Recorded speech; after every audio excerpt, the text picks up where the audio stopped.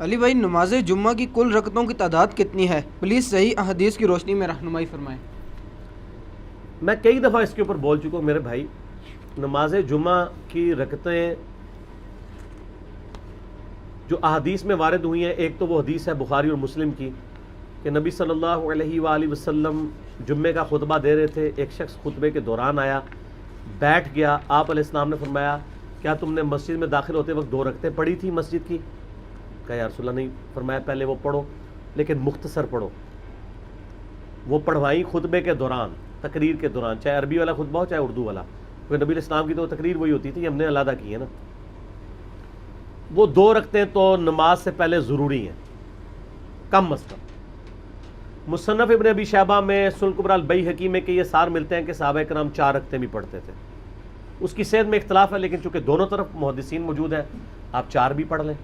اور بخاری اور مسلم میں ایک وہ حدیث ہے دونوں میں کہ آپ علیہ السلام نے فرمایا کہ جو شخص سب سے پہلے جمعے کی نماز کے لیے آتا ہے اسے اونٹ نہر کرنے کا ثواب ملتا ہے، جو اس کے بعد دوسری گھڑی میں آتا ہے اسے گائے ذبح کرنے کا ثواب، جو اس کے بعد آتا ہے اسے بھیڑ بکری، جو اس کے بعد آتا ہے اسے جو ہے وہ مرغی ذبح کرنے کا ثواب، اور جو اس کے بعد آتا ہے اسے انڈا صدقہ کرنے کا ثواب،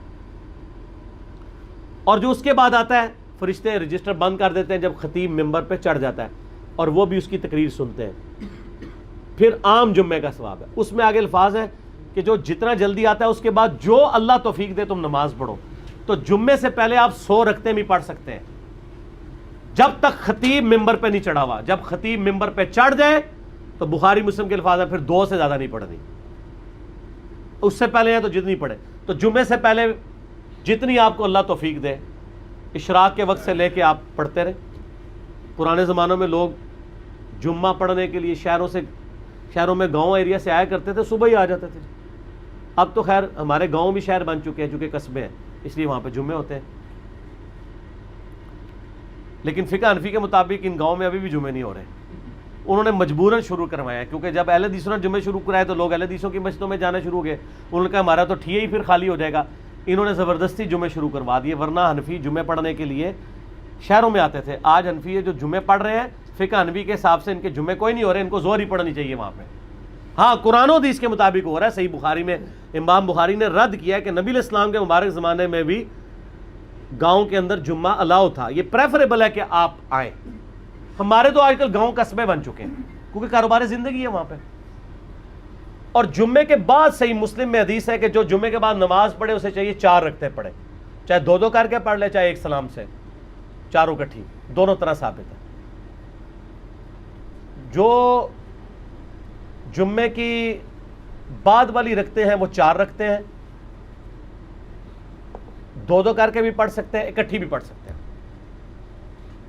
بعض احادیث میں آتا ہے کہ نبی علیہ السلام 2 پڑھتے تھے اور گھر جا کے پڑھتے تو 4 پڑھتے تھے، 4 ہی ہیں کیونکہ حکمی حدیث مسلم کی آ گئی نا 4 پڑھو، تو نبی علیہ السلام 2 گھر پڑھتے ہوں گے، 2 ادھر پڑھ لیتے ہوں گے، اس میں تو کوئی مسئلہ نہیں ہے، آپ پڑھ سکتے ہیں، گھر جا کے بے شک پڑھیں۔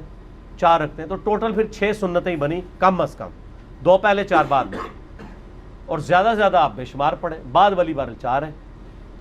اور عام دنوں میں بھی آپ دیکھیں ظہر کے بھی ساتھ آپ کی 6 سنتیں ہیں جو موقت ہیں، 4 پہلے 2 بعد میں۔ اور بخاری مسلم کی حدیث ہے جو فرض کے علاوہ 12 رکعتیں پڑھے گا اللہ تعالیٰ جنت میں اس کے لیے محل بنائے گا۔